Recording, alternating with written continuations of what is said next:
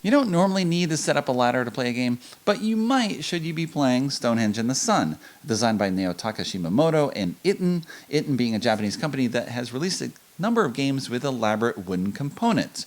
Tribe, Here Comes a Dog, and most famously Tokyo Highway, a game in which you are building a highway out of what are essentially popsicle sticks by balancing them on cylinders to represent the pillars of the highway, or holding up, and you then place cars upon those sticks in order to rid yourself of all your cars and win. So you're creating this elaborate nested structure in order to, of course, block the other player and get rid of your own cars, ideally without knocking everything over.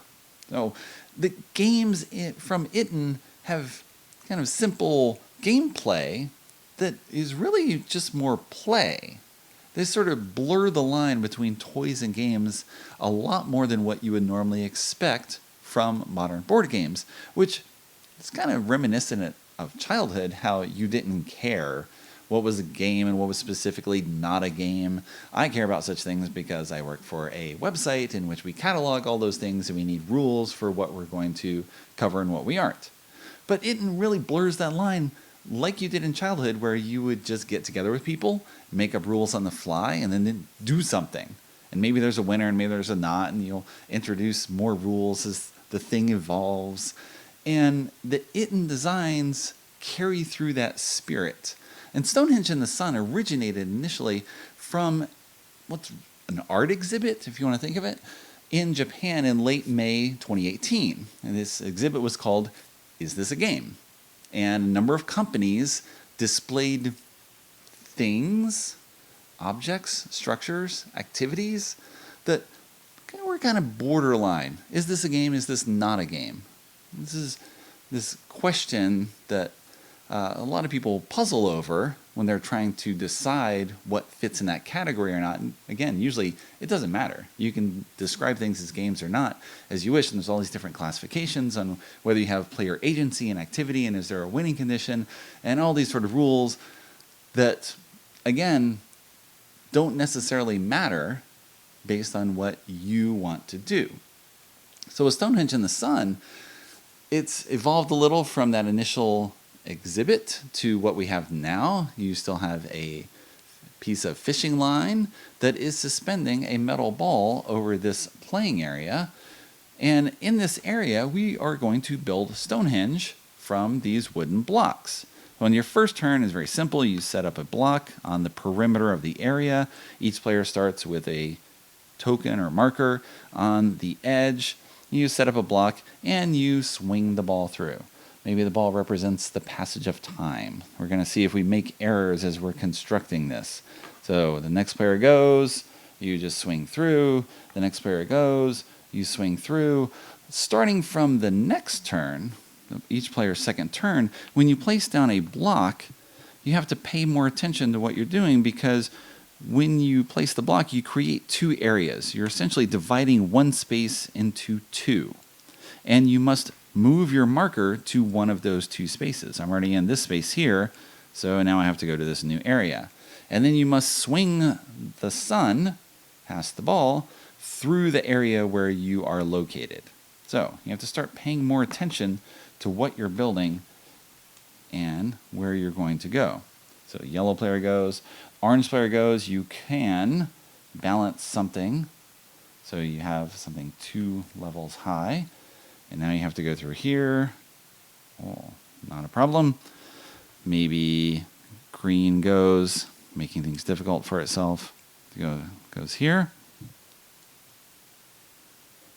And you can also create gates, where you take a pillar that's already on the board and you balance it on 2 that are already present on the board. You don't move your marker when you create a gate, but instead you just swing through like normal. So as the game progresses, things will get more difficult just because the board will get more crowded. And to give an example of this, let's show a short film that I recorded at PAX Unplugged 2018. For the Kickstarters, are you going to give any guidance on how to do this? Okay. If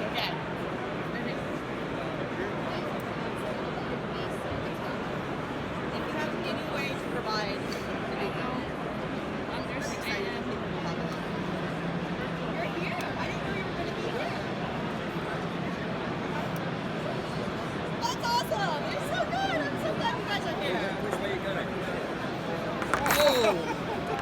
That's it. That video gives you almost everything you need in order to play. Set up a block on the board, swing the sun through, yes, no problem. Set up a block, knock stuff over, Then you take those blocks as penalties, and whoever has the fewest penalty points when the game ends wins the game. The game ends when all the blocks have been placed, or when no one can place a block in order to make a space wide enough that they can actually swing the sun through. If that happens, then you've been awesome builders, very patient, all right, very good with the sun, very good with your construction skills. Which again, you think back to Tokyo Highway with what you're doing there.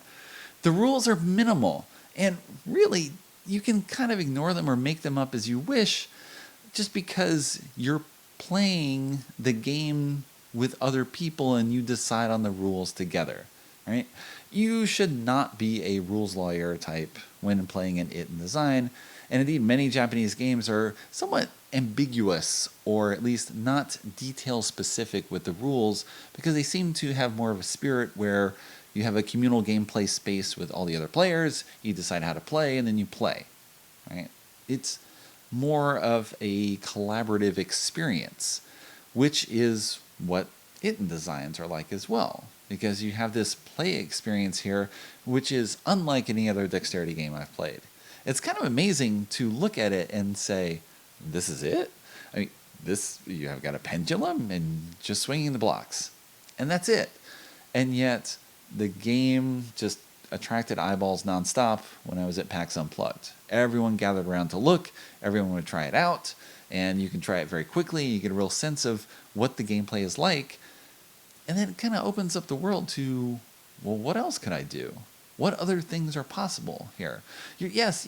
You're somewhat limited in that I had to get on a ladder and screw an eye hook into my ceiling, and I've got this pendulum here, and anytime I want to play, I have to set this up. And yet, it's creating an experience like nothing else I've played.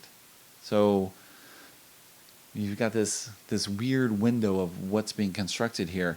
And the larger the game industry gets, the more you get these types of creations where someone can make something highly specific for a limited audience, and yet there's enough people out there aware of it that they're like, yep, that's what I want. The second game included in the box of Stonehenge and the Sun is called Orbit, where you take the ball and you started orbiting around the playing area. You can do it at whatever speed you want, and that will differ a lot depending on what height line you have. And then once the sun has orbited 3 times, you're going to build 5 blocks by your markers, or 4 in a 4-player game, and whoever does this first wins, right? You score points, you play to a certain number of points. If you hit the line or you hit the sun, then you lose a point, and you continue to a certain number of point totals. This is a very easy thing to do when there's only one player and you're not interfering with everyone else and you're trying to elbow them and knock them into the line, cause trouble for them without yourself. So this is the second way to play the game, and you can imagine others as well, because it presents you with this framework. You have a pendulum, you have a bunch of blocks, you have a playing area, you got some markers. What do you want to do? It's interesting because it calls back that spirit of childhood gaming where it's just people hanging out and you make up rules and you add other rules while you're doing things. And as long as you're all playing under the same rules, then great. That's a game, right? You have some agency, you have some choices in what you're doing. You take actions, and ideally you have some sort of winning condition. There you go. You make a game. Now you package it in a box and sell it. I don't know what the audience is for this game. It's a very different type of experience. It's a dexterity game that's unlike any dexterity game I've played before. And I find value in that. I find value in just the openness of gameplay and the suggestion that there's a lot more that could be done with game design than what we've seen so far. I know a lot of people complain that they look at games at conventions or they read about new announced games and they say, well, this sounds very similar to this other one. How are they different? This sounds like something else. Why would I buy this when I already have that? There's this feeling that confronts you a lot where many games are very similar. And yet I feel that when we look at the entire possibility of game design space, we're probably seeing, for the most part, games that fit in this tiny corner. There's this little area that's being explored a lot because many people take what they know, and that feeds into what they create as well. I love trick-taking games, and so I make a trick-taking game with this very, my own unique take on trick-taking, because everyone has to have their own twist on it. But it's still trick-taking, and it still fits in this corner here, right? I played recently a 3-player only cooperative trick-taking game, and it's from a Japanese designer. It was picked up and licensed by German publisher Frosty Games. It's a very specific design for a market that's probably pretty tiny. 3-player exactly, cooperative trick-taking.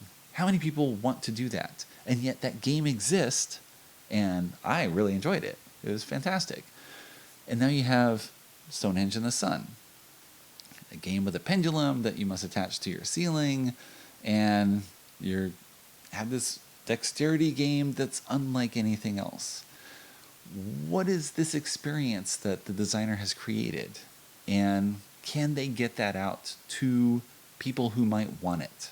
It's interesting to see these types of creations exist. This is definitely a Japanese thing. I've been to Game Market 5 times at this point, and you see lots of creations at Game Market that you feel maybe there is only 200 customers for this particular item, and that person will sell the 50 copies that they have. People want to try these experiences that are unique to a particular design. And it's harder to do that when you're talking about the US or European market, where we're going to have games in distribution and they carry out to stores and blah, blah, blah. And will this really succeed? It's interesting to see that maybe so, right? Itten's Tokyo Highway is now in Barnes & Noble, a US bookstore chain, on all these shelves, giving this experience or presenting it in front of an audience that might never have considered something like that to be a game that you would buy and play. It's a different type of playing experience that is being brought to your table. And it's more the awareness of the possibility of what can be done with design that's possibly restricting what people actually bring home. And again, this ties into conversation I have all the time, where lots of people, when I game in public, don't have a frame of reference for different types of games. All they can do is, if a game has money in it, they'll say, oh, is that like Monopoly? Or if it's got a map, is it like Risk? If it's got letters, or is it like Scrabble? I have a very limited vocabulary in terms of games to talk about. Yet the world of possible games is just tremendously large, far larger even than what I can even talk about. And I want to encourage people to explore that. Right? I find it a worthy goal just because it presents the creativity of other people in a new format that can be shared with others. So I get to pick apart people's brains, as it were, and play with what they have come up with, and have this experience that I would not have come up with myself if I were trying to do a game. And I think there are broader options out there than what I normally see. I love the work that Itten has done. This is a very, very different type of experience. And I hope this video is giving you a little taste for what it's like. And maybe you'll get to try it on your own someday. Ladder not included.